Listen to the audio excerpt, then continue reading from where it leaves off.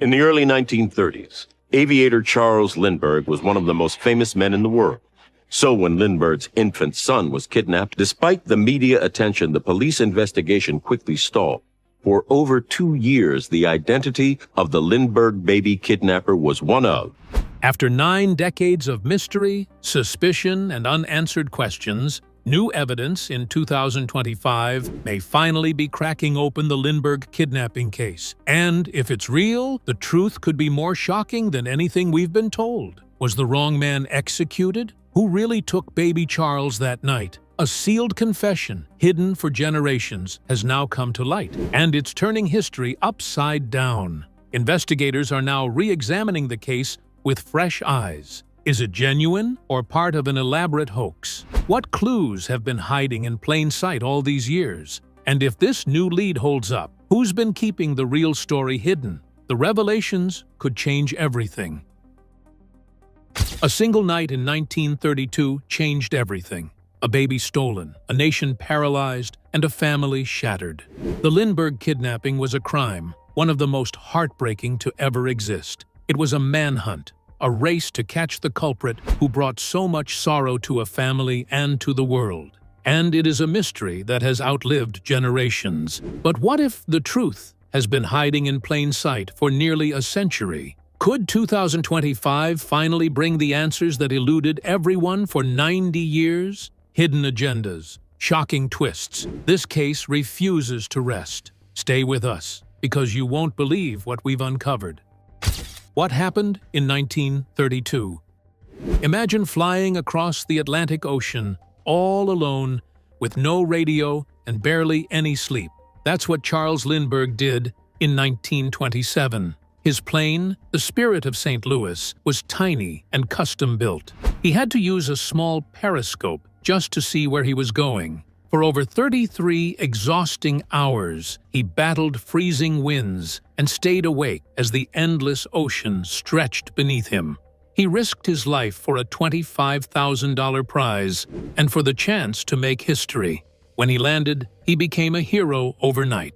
The whole world couldn't stop talking about him. But Lindbergh's daring flight didn't just change his life, it also affected the course of his destiny in unexpected ways. Amid the whirlwind of global fame, he found someone who shared his passion for the skies, and her name was Anne Morrow. In 1929, he married Anne, a brilliant and talented woman who wasn't content to stay in the shadows. She became a skilled aviator in her own right, and she soared alongside him on groundbreaking journeys. Anne was also a gifted writer, and her eloquence balanced Lindbergh's adventurous spirit. Together, they were the perfect couple, who were worthy of all the admiration their achievements got them. And just 1 year after they were wedded, the couple welcomed their first child, Charles Augustus Lindbergh Jr., lovingly nicknamed Charlie.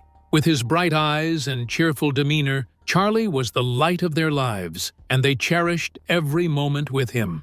As fame continued to follow them, the Lindberghs sought refuge from the public eye. They retreated to a secluded estate in Hopewell, New Jersey, tucked away from the crowds and cameras. It was supposed to be their haven, a quiet sanctuary where they could raise their son in peace. But what happened next would turn their world upside down and spark one of the most haunting mysteries in American history. The day was March 1st, 1932, and it seemed like any other for the Lindberghs. The family settled into their usual routine, and Anne Morrow Lindbergh put her 20-month-old son, Charlie, to bed at 8:00 p.m. His nursery, located on the second floor, was his quiet space where he peacefully slept every night. Around 9:00 p.m., Betty Gow, the family's nursemaid, went to check on him one last time before heading to bed. But instead of the comforting sight of Charlie tucked into his crib, Betty found it empty. Charlie was gone. Her heart sank as she realized something was terribly wrong. Betty raised the alarm, shouting for Charles Lindbergh, who rushed to the nursery. As Lindbergh scanned the room, his eyes fell on a note placed on the windowsill. It was a ransom note demanding $50,000 for Charlie's safe return. The handwriting was crude, full of misspellings and bad grammar, but its message was clear. Their son had been kidnapped. Who would do such a thing? Lindbergh didn't hesitate. He grabbed his gun and, with the family butler Ollie Waitley by his side, began searching the property for any signs of the kidnappers. Outside, they found chilling clues that hinted at what had happened. Beneath the nursery window, a wooden ladder lay broken on the ground. It appeared the kidnappers had used it to reach the second floor. Nearby, muddy footprints led away from the house, and Charlie's baby blanket was abandoned in the dirt. By midnight, Lindbergh had called the police, and officers from the Hopewell and New Jersey State Police arrived at the scene. This was the beginning of a frantic investigation into what would become one of America's most famous crimes. The broken ladder was quickly identified as a crucial piece of evidence. It was poorly made, with mismatched wooden planks held together by nails. It had snapped in several places, suggesting the kidnappers' plan had been rushed and poorly executed. The footprints near the ladder confirmed that Charlie had been carried out of the house through the window, but they didn't reveal much else. Investigators couldn't tell whether there had been one kidnapper or multiple. The ransom note was also examined closely. Starting with the words, "Dear Sir," it outlined how the ransom should be paid and warned against involving the police. While some believed the poor grammar indicated the kidnappers weren't native English speakers, the note didn't provide any solid clues about their identity. As the police searched the Lindbergh estate for more evidence, the property turned into a chaotic scene. News of the kidnapping spread quickly. Reporters, neighbors, and curious strangers began gathering outside. The crime scene became difficult to secure as footprints were trampled and potential evidence disturbed by the growing crowd. Despite these challenges, investigators worked tirelessly, examining the ladder, footprints, and ransom note in hopes of finding leads. They questioned the Lindbergh family and staff, trying to piece together the events leading up to the crime. Unfortunately, no one noticed anything suspicious that could help solve the case. The police reached out to the local community and circulated flyers with Charlie's description and photo, asking people to report any strange activity. The search extended beyond New Jersey, with law enforcement agencies across the country notified about the crime. Charlie's kidnapping became the nation's top priority. By the morning of March 2, 1932, the story had taken over every major news outlet. Papers called it the crime of the century, while radio stations provided hourly updates to a shocked and captivated audience. Reporters surrounded the Lindbergh estate, snapping photos of the grieving family and the police at work. Photographers and journalists camped outside the property, determined to get every detail. For the nation, the crime was incomprehensible. Who could be so heartless as to steal a child from its home? Letters of support poured into the Lindbergh household, with strangers offering prayers and words of comfort. Yet, alongside the sympathy came rumors and wild theories. Was the crime the work of an organized gang, targeting the famous Lindbergh family for their wealth? Or could someone close to the family have been involved? The absence of suspects kept the tension high, leaving the public grasping for answers. And amidst all these, only one question mattered to the Lindberghs. Would their son be returned home in one piece? They could only wait because the fate of their entire world rested in the hands of those who had snatched their source of joy. The ransom negotiations and desperate search. On March 6, 1932, a second ransom letter landed at the Lindbergh home, and with it, the tension surged. The perforated red and blue marks matched the first note, confirming it came from the same sinister hands. Postmarked from Brooklyn 2 days earlier, the letter increased the ransom demand from $50,000 to $70,000. But why the sudden hike? The Lindbergh family felt the pressure mount, and the note's unyielding tone made it clear the kidnappers were not backing down. Just days later, yet another letter arrived, but this time it introduced a chilling twist.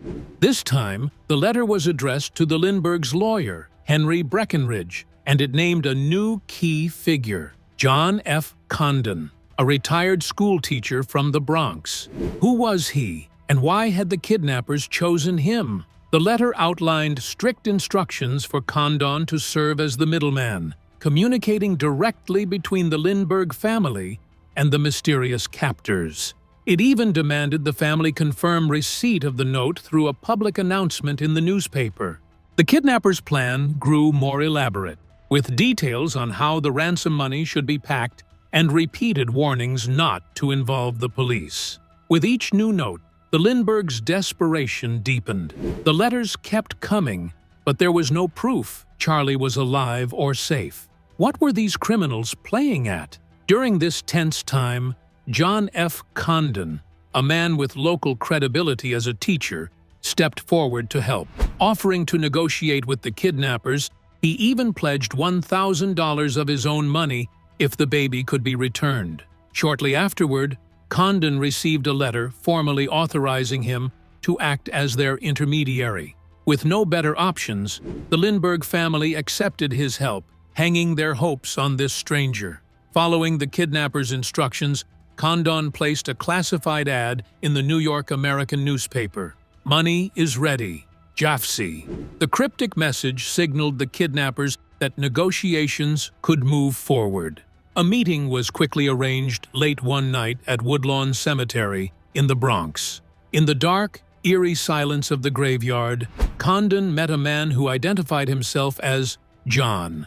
He stayed mostly hidden in the shadows, revealing little about himself other than his foreign accent and claim of being a Scandinavian sailor. John assured Condon that Charlie was unharmed and being cared for by his group, consisting of 3 men and 2 women. But could this shadowy figure be trusted?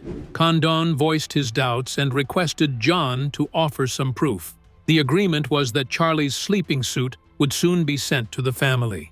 But during their chilling conversation, John raised a disturbing question. Would I burn if the package were dead? Condon pressed for clarity, and the man insisted Charlie was alive. True to his word, a package arrived days later containing a toddler's sleeping suit and another ransom note. When Charles Lindbergh saw the suit, he confirmed it belonged to his son.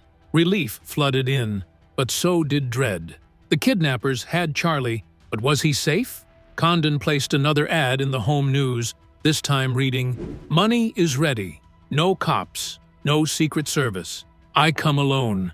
Like last time, the back and forth dragged on for weeks as letters continued to pour in, dictating every move. Finally, on April 1st, a new note signaled it was time to deliver the ransom. The Lindberghs, drained by weeks of uncertainty, prepared for the exchange. The ransom money was painstakingly organized. Investigators packed the money into a custom wooden box, including gold certificates alongside Federal Reserve notes. The gold certificates were not just added in a bid to complete the ransom. There was a motive behind it. Here's the thing. Gold certificates were rare and being phased out, making them easier to track. Also, the bills weren't marked, but their serial numbers were recorded, a critical decision that would later prove invaluable. On April 2nd, Condon received another note, delivered by an unknown taxi driver, directing him back to Woodlawn Cemetery. There, he met John again. This time, Condon explained the family had only been able to raise $50,000 of the demanded $70,000. After tense negotiations, John reluctantly accepted the reduced amount. He handed over a note assuring Condon that Charlie was being cared for by 2 innocent women. But the promise was empty. Days passed, and Charlie was not returned. Hope turned to agony as the Lindberghs waited, their desperation growing by the day. Across the nation, the case gripped the public. People wrote letters of sympathy and tuned in to newspaper and radio updates, clinging to the hope of Charlie's safe return. Rumors swirled. Was this the work of organized crime, or could it be someone close to the family? Everyone wanted answers, but no one knew the truth. The answers came, but unfortunately, it wasn't the one the Lindberghs were expecting. On May 12, 1932, the country's worst fears were realized. A delivery truck driver named Orville Wilson stopped near Mount Rose in Hopewell Township, close to the Lindbergh estate. His assistant, William Allen, wandered into a grove of trees and stumbled upon a horrific sight, the partially buried, decomposed body of a toddler. The child's skull was fractured, and scavenging animals had disturbed the remains. Charles Lindbergh identified the body as his son, Charlie, based on overlapping toes and clothes made by the family nursemaid. An autopsy revealed the cause of death to be a blow to the head. The kidnapping had ended in the most tragic way possible. The Lindbergh family was devastated, and the nation mourned alongside them. Though the ransom negotiation had drawn out hopes for weeks, it ended in heartbreak and the arrest of one man who bore the weight of the inhumane act. The arrest and trial of Bruno Hauptmann. For months after the Lindbergh kidnapping, investigators were chasing shadows. Leads ran dry, evidence seemed scarce, and frustration crept in. How could the most infamous crime of the century leave so little to go on? It was then that law enforcement decided to gamble everything on one critical thread: the ransom money. Before handing over the $50,000, authorities had meticulously recorded the serial numbers of the bills. Could these marked bills be the key to finding the kidnappers? To cast their net wide, a staggering 250,000 pamphlets listing these serial numbers were distributed to banks, stores, and businesses, with a heavy focus on New York City. For over 13 months, the money began to resurface in scattered places. A few bills appeared in Chicago and Minneapolis, but the people spending them remained elusive, faceless ghosts in a growing mystery. Investigators had nearly run out of hope when, in 1933, a game-changing clue surfaced, just before a federal deadline requiring all gold certificates to be exchanged. A man deposited $2,980 worth of them at a Manhattan bank. The bills were ransom money, but who was the man? He signed the deposit slip as J.J. Faulkner and left a Manhattan address. When investigators tracked down the address, they hit a dead end. It was fake. The mystery lingered, taunting them like a locked door with no key. Finally, in 1934, everything changed. A Manhattan bank teller spotted a $10 gold certificate from the ransom money and quickly alerted authorities. Records traced it to a gas station, where a sharp-eyed manager had suspected the customer might be a counterfeiter and jotted down his license plate number. That small detail became the breakthrough investigators had been waiting for. The plate led them directly to Bruno Richard Hauptmann, a German-born carpenter living in the Bronx. Detectives wasted no time. On September 19, 1934, Hauptmann was arrested. When they searched him, they found a $20 gold certificate from the ransom money in his pocket. The real shock came when they searched his garage. A suitcase containing $14,000 in marked ransom bills was hidden inside. It was a damning find, but Hauptmann didn't flinch. He insisted he was innocent, claiming the money had been left with him by a friend, Isidor Fish, who had since died. Hauptmann claimed no knowledge of the ransom money's origins or any involvement in the kidnapping. But was he telling the truth, or just spinning a desperate lie? The evidence against Hauptmann continued to stack up. Inside his home, investigators found a notebook with a rough sketch resembling the ladder used in the crime. Stranger still, they discovered John Condon's phone number and address scrawled on the wall of a closet.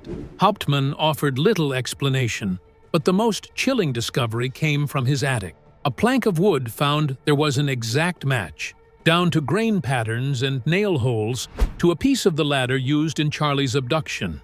Experts confirmed it had been sawed directly from Hauptmann's attic floor. On September 24, 1934, Hauptmann was indicted in the Bronx for extortion. Just 2 weeks later, New Jersey charged him with the kidnapping and murder of baby Charlie. Hauptmann was moved to the Hunterdon County Jail to face trial in Flemington, New Jersey. What followed was nothing short of a media frenzy. By January 2, 1935, the world's attention was fixed on the Hunterdon County Courthouse as Hauptmann's trial began. Dubbed the trial of the century, reporters swarmed Flemington, filling every room in town and turning the courtroom into a packed spectacle. People came not just for justice, but for drama. The prosecution, led by New Jersey Attorney General David Willents, delivered a case that captivated the nation. The ransom money was their strongest weapon. $14,000 of it had been in Hauptmann's possession.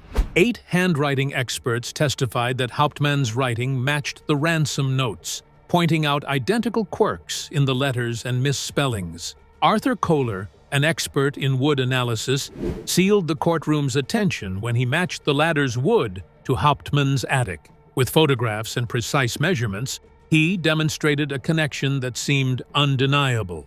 Witnesses took the stand, claiming they had seen Hauptmann near the Lindbergh estate on the night of the crime, while others identified him as the man who accepted the ransom payment.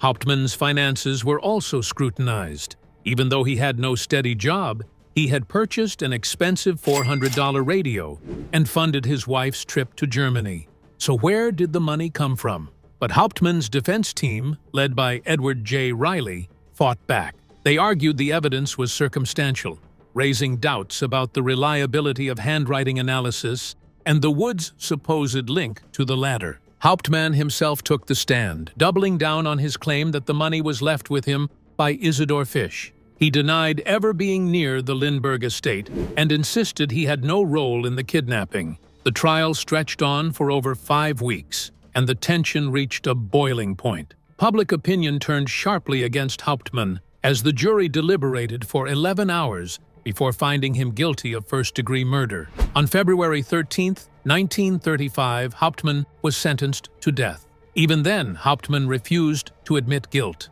Over the next year, he filed multiple appeals, all of which were denied. When offered a chance to avoid execution by confessing, Hauptmann stood his ground, proclaiming his innocence. He even rejected a lucrative financial deal from a newspaper for a full confession. On April 3, 1936, Hauptmann met his end in the electric chair at New Jersey State Prison. His final words?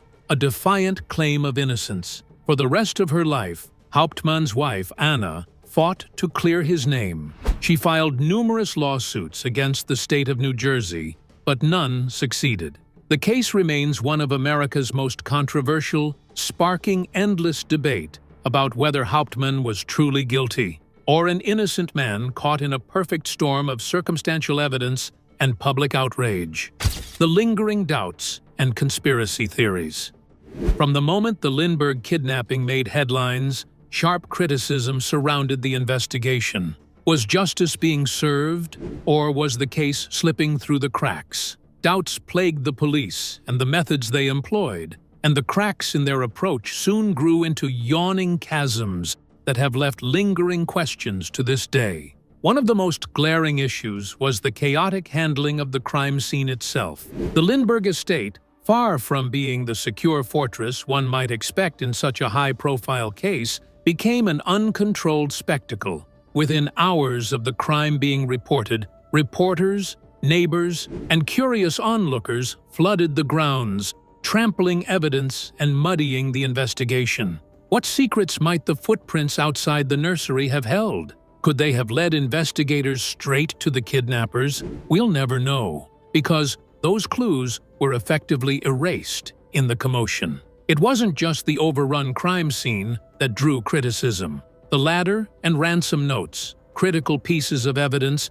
were handled inconsistently, leaving key questions unanswered. For instance, why weren't fingerprints on the ladder conclusively analyzed? Could those prints have pointed directly to the culprit? These oversights fueled the perception that the police were rushing the investigation, driven more by public pressure than a meticulous pursuit of justice. Accusations of police misconduct further tainted the case. Some believe that in their desperation to solve what was being called the crime of the century, investigators may have crossed ethical boundaries. Were witnesses coerced? Was evidence planted? Critics argue that the relentless pressure to deliver results led to shortcuts and questionable tactics that undermined the integrity of the investigation. Even after Bruno Hauptmann was arrested, many doubted his guilt. Hauptmann's supporters pointed out that much of the evidence presented against him was circumstantial. Could such a thin case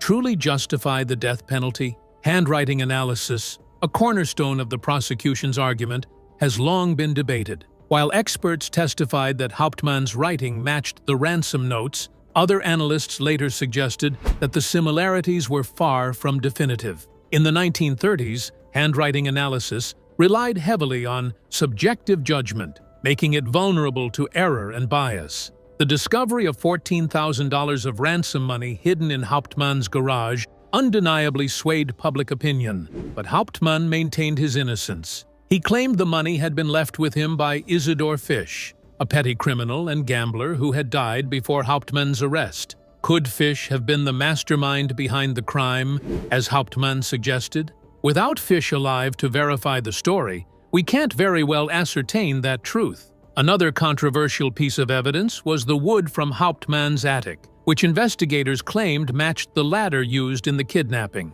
Skeptics argue that the match wasn't as conclusive as the prosecution presented, noting that similar wood could have been found in countless locations during that time period. Could the wood evidence have been overstated to secure a conviction? As doubts grew, so did conspiracy theories. One of the most provocative ideas was that the kidnapping might have been an inside job. Could someone close to the Lindbergh family have been involved? The isolated nature of the estate and the precision of the crime gave fuel to this theory. The kidnappers seemed to know exactly where to go and how to evade detection. The placement of the ladder and the careful handling of the baby's blanket hinted at a level of familiarity with the household that an outsider would struggle to achieve. Suspicion inevitably fell on the Lindbergh's staff. Betty Gow, the nursemaid, and Ollie Waitley, the butler, found themselves under scrutiny. Did someone unintentionally share details about the family's routine, or were they directly involved? While no concrete evidence ever implicated them, the mere possibility kept the inside job theory alive for decades, casting long shadows over those closest to the Lindberghs. Another theory proposed that Hauptmann did not act alone. Was he just a pawn in a larger scheme? Many believe the crime's complexity points to the involvement of multiple perpetrators. Could one person truly climb to a second-story window, abduct a baby, and escape without detection? This theory suggests that Hauptmann may have had an accomplice or even a team helping him carry out the crime. However, if this was true, why did the other participants remain invisible, leaving Hauptmann to take the fall alone? But perhaps the most daring and unsettling theory of all comes from Lloyd C. Gardner, a historian who spent years examining the case. Gardner suggested that Charles Lindbergh himself might have orchestrated the death of his son. Lindbergh's fascination with social Darwinism and the belief in survival of the fittest were well documented. Could he have viewed his child, who reportedly had health issues, as less than perfect? While there is no concrete evidence to support this shocking claim, it remains one of the most controversial ideas in the Lindbergh case. Organized crime groups also found their way into the web of speculation. The 1930s were rife with kidnappings committed by gangs seeking ransom money. Could Hauptmann have been a low-level participant in such an operation? If so, why did investigators fail to uncover the larger network? While some believe Hauptmann may have been part of a criminal gang, no hard evidence has ever surfaced to prove the involvement of others. Could DNA testing finally prove Hauptmann's innocence?